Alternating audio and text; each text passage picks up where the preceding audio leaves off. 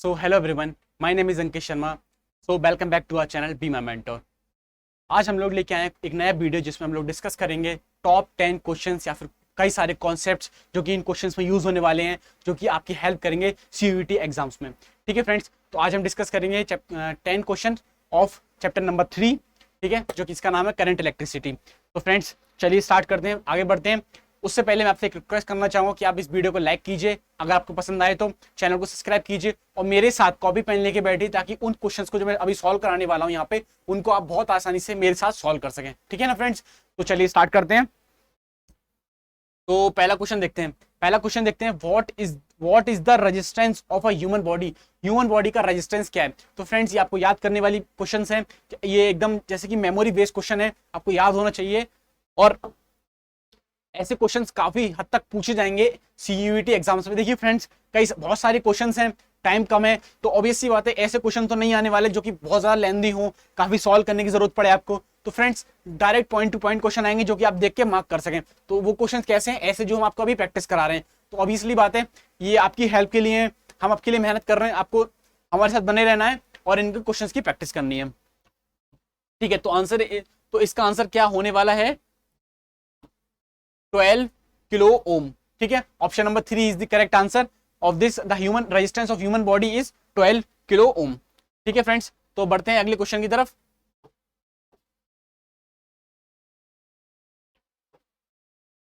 तो अगला क्वेश्चन क्या बोल रहा है? द दो सिल्वर वायर है, हैज रेजिस्टेंस 2.1 किलो 2.1 ओम.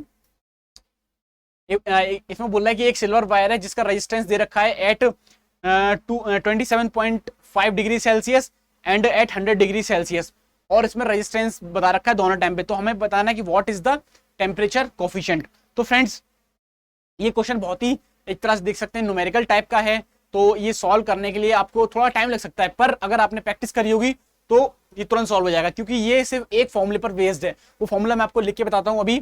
ठीक है, आई होप आप उसको चीज को मुझे लगता है कि आपको याद हो, क्योंकि ऐसे हम ऑलरेडी पिछले वीडियोस में ये फॉर्मुलेज आपको याद करा चुके हैं. और नहीं देखा है आपने, जाके हमारे प्रीवियस वीडियोस भी देख सकते हैं. तो फॉर्मूला क्या है? R2, यानी कि जब फाइनल रेजिस्टेंस जिसको मैंने R2 से डिनोट किया, R2 is equal to R1. R2 is equal to, देखिए friends, R2 is equal to R1 1 plus alpha delta T. अरे सॉरी, एक्सक्यूज मी, इसको मैं दोबारा से लिखता हूं. ठीक है, फिर से लिखते हैं. R2 is equal to R1 bracket 1 plus alpha delta T. ठीक है, देखिए फ्रेंड्स, अब इस क्वेश्चन में क्या क्या दिया हुआ है? ये बहुत ही सिंपल क्वेश्चन है, फॉर्मूला बेस्ड क्वेश्चन है. अगर आपको ये फॉर्मूला याद है, ये वाला फॉर्मूला अगर आपको याद है, तो भाई आपका क्वेश्चन 1 सेकंड में हो जाएगा. देखिए R2 की वैल्यू दे रखी है 2.7 ओम. ठीक है, R1 की वैल्यू दे रखी है 2.1 ओम. ठीक है, तो R2 क्या है? 2.7, R1 क्या है? 2.1. तो R1 R2 पता है, और T2 क्या दे रखा है? T2 दे रखा है 100, और T1 कितना दे रखा है? 27.5. यानी कि डेल्टा टी आप निकाल लेंगे. आपको R2 पता है, आपको R1 पता है, सॉल्व करेंगे 1, और जिसका आंसर क्या आ जाएगा? अल्फा निकल के आ जाएगा. तो अल्फा की वैल्यू क्या होने वाली है फ्रेंड्स? ठीक है, तो अभी मैं इसको क्वेश्चन को सॉल्व करते हैं. ठीक है, तो अल्फा की वैल्यू भी निकालेंगे. हालांकि अल्फा की वैल्यू मैंने आपके लिए डायरेक्ट मैं सॉल्व कर, ये क्वेश्चन थोड़ा सा लेंदी हो ना, ये वीडियो लेंदी ना हो जाए, इसके लिए मैंने ऑलरेडी कॉन्सेप्ट आपको समझा दिया कि क्वेश्चन कैसे निकलेंगे, आपको सॉल्व करना है और मैच करना है. तो इसका आंसर होने वाला है ऑप्शन नंबर 2. Option number 2 0.0039. ठीक है, तो फ्रेंड्स चलिए बढ़ते हैं अगले क्वेश्चन की तरफ. तो फ्रेंड्स अगला क्वेश्चन बोल रहा है the rate of flow of electric charge through any cross section conductor is known as. यानी कि rate of flow of charge पूछा है किसी कंडक्टर के थ्रू, तो उसको क्या बोलते हैं friends? The rate of flow of charge is called current. देखिए मैं आपको ये करंट का एक फॉर्मूला भी दिख देगा.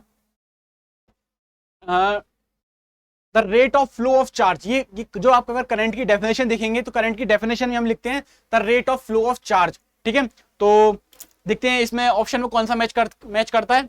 ऑप्शन में मैच कर रहा था इलेक्ट्रिक करंट. ऑप्शन नंबर 3 तो आंसर इज हमारा क्या, ऑप्शन नंबर 3। ठीक है, चलिए आगे बढ़ते हैं नेक्स्ट क्वेश्चन में। ये डेफिनेशन बेस्ड क्वेश्चन है, आपको याद होने चाहिए। ठीक है ना फ्रेंड्स। तो अब क्या बोला था, mobility is denoted by.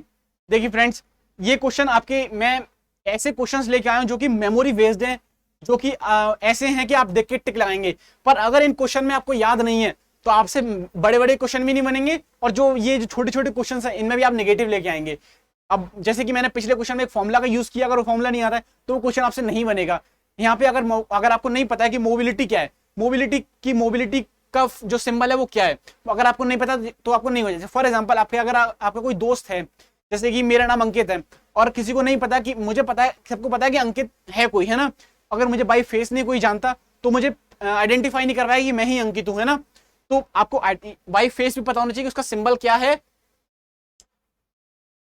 By face भी पता होना चाहिए कि सिंबल क्या है उसका। ठीक है, तो friends the symbol of mobility is C, option number C, this. ठीक है, तो फ्रेंड्स चलिए बढ़ते हैं नेक्स्ट क्वेश्चन की तरफ। नेक्स्ट क्वेश्चन क्या बोल रहा है, तो नेक्स्ट क्वेश्चन बोल रहा है which of the following follows the ohmic law. ठीक है, इनमें से कौन है जो ओमिक लॉ को फॉलो करता है।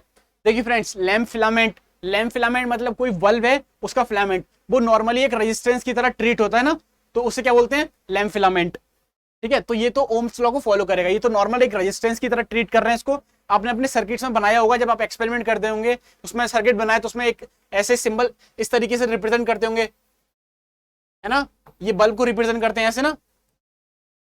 तो ये लैम्प फिलामेंट ओमिक लॉ को फॉलो करता है, तो ये तो आंसर अपना नहीं है। ठीक है, which follow the non ohmic law, तो ये तो ओमिक लॉ को फॉलो करता है, ये तो नहीं होने वाला। कॉपर वायर, ये तो भाई ये भी नहीं करेगा, ये तो नॉर्मल सा वायर है, रेजिस्टेंस जो कि हम यूज करते हैं सर्किट बनाने में। ठीक है, कार्बन रेजिस्टेंस ये भी फॉलो करता है ओमिक लॉ को, क्योंकि ये जो रेजिस्टेंस का formula R equal to rho L by A, ये उसको फॉलो करता है। तो डायोड है, diode which is made up of semiconductor. ठीक है, तो ये ओमिक लॉ को फॉलो नहीं करता है, क्योंकि अगर आप आगे अपने सेमीकंडक्टर में पढ़ा होगा कि डायोड एक अलग तरीके से वर्क करता है, कि समझे, फॉर एग्जांपल अगर एसआई डायोड है तो उसका पोटेंशियल अलग होता है।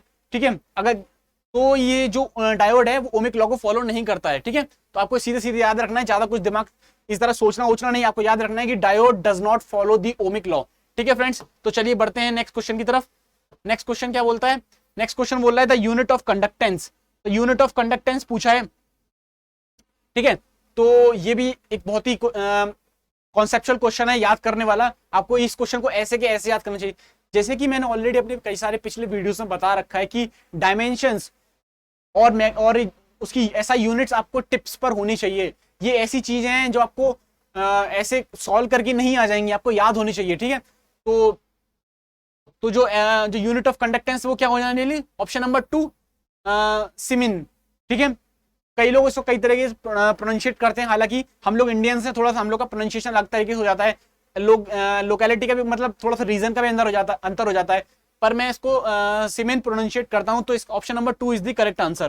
ठीक है, तो चलिए बढ़ते हैं अगले क्वेश्चन की तरफ, क्वेश्चन नंबर 7। तो क्वेश्चन नंबर 7 बोले द करंट डेंसिटी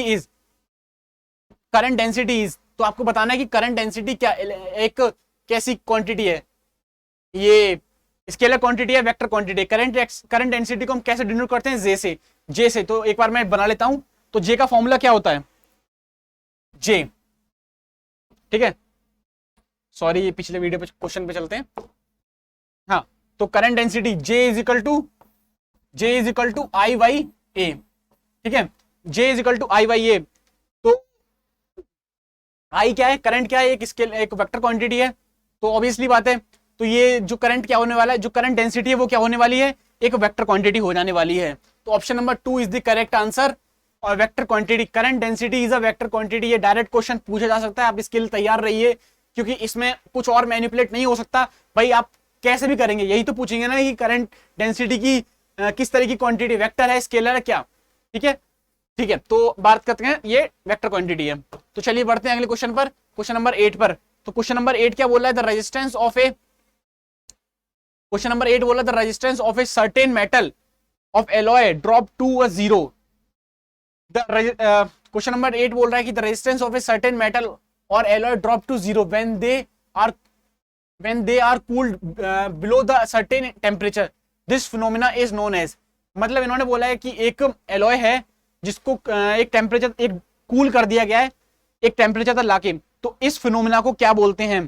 तो इस फिनोमिना को क्या बोलते हैं? ये फ्रेंड्स एक डेफिनेशन है सुपर कंडक्टिविटी की, जो इन्होंने क्वेश्चन पूछा, एक तरह से एक डेफिनेशन पूछ ली है सुपर कंडक्टिविटी की, कि सुपर कंडक्टिविटी की डेफिनेशन दे दी है और ये पूछा कि डेफिनेशन है किसकी, मतलब उल्टा पूछ, चाहे नाक आप ऐसे पकड़ो चाहे ऐसे पकड़ लो, तो आपको याद होना चाहिए कि डेफिनेशन याद होनी चाहिए इन सब टर्म्स की। सुपर कंडक्टिविटी की डेफिनेशन क्या होती है आपको याद होनी चाहिए। अगर आपको डेफिनेशन याद नहीं, आप इसको नहीं मार्क कर पाएंगे। तो फ्रेंड्स जो ये इस फिनोमिना को बोलते हैं सुपर कंडक्टिविटी, ठीक है। तो चलिए आगे बढ़ते हैं क्वेश्चन नंबर 9 पर। तो क्वेश्चन नंबर 9 बोल रहा है, तो क्वेश्चन नंबर 9 क्या बोल रहा है? स्टेट ट्रू और फॉल्स। हमें इसमें ट्रू और फॉल्स बताना है कि स्टेट ट्रू और false the total resistance of a series. अच्छा ठीक है, तो ये बोल रहा है state total resistance of a series combination is more than the greater resistance, ठीक है। तो फ्रेंड्स मैं फॉर एग्जांपल एक आंसर एक क्वेश्चन एक एग्जांपल लेके सॉल्व कर लेता हूं यहाँ पे, ठीक है। जैसे ये 3 रेजिस्टेंस लिए मैंने 1 2 3, इनकी रेजिस्टेंस वैल्यू भी क्या है 1 ओम 2 ओम 3 ओम, ठीक है। सबसे ज्यादा वैल्यू कितनी ओम 3 ओम रेजिस्टेंस होने की सबसे ज्यादा वैल्यू है, सबसे ज्यादा रेजिस्टेंस जो ऑफर कर रहा है वो 3 ओम वाला रेजिस्टेंस है, ठीक है। तो अगर इनका आर इक्विवेलेंट देखें, आर इक्विवेलेंट कितना होने वाला है? आर इक्विवेलेंट होने वाला है 1 + 2 + 3 दैट इज इक्वल टू 6। और जो सबसे ज्यादा रेजिस्टेंस जो ऑफर कर रहा है वो कौन सा रेजिस्टेंस है? ये वाला 3 ओम वाला। तो ऑब्वियसली बात है आर इक्विवेलेंट की वैल्यू जो ज्यादा है, जो कि जो सबसे ज्यादा ऑफर जो इंडिविजुअली रेजिस्टेंस ऑफर कर रहे हैं ये सारे रजिस्टर, उससे तो ज्यादा ही है आर इक्विवेलेंट की वैल्यू। तो सीरीज की ये बात है, सीरीज की ये प्रॉपर्टी है कि आप डायरेक्टली सम करते हैं रेजिस्टेंस का, जैसे कि कई सारे रेजिस्टेंस आर से लेके R5 तक रेजिस्टेंस सीरीज में लगे हुए हैं। तो आर इक्विवेलेंट क्या हो जाएगा? आर इक्विवेलेंट हो जाएगा R1 + R2 + R3 + R4 + R5, ठीक है। चलिए ये कॉन्सेप्ट भी क्लियर हो गया। तो आंसर क्या होने वाला है? ठीक है, चलिए आगे बढ़ते हैं क्वेश्चन नंबर 10 पर। क्वेश्चन नंबर 10, ठीक है। तो क्वेश्चन नंबर 10 बोल रहा है कि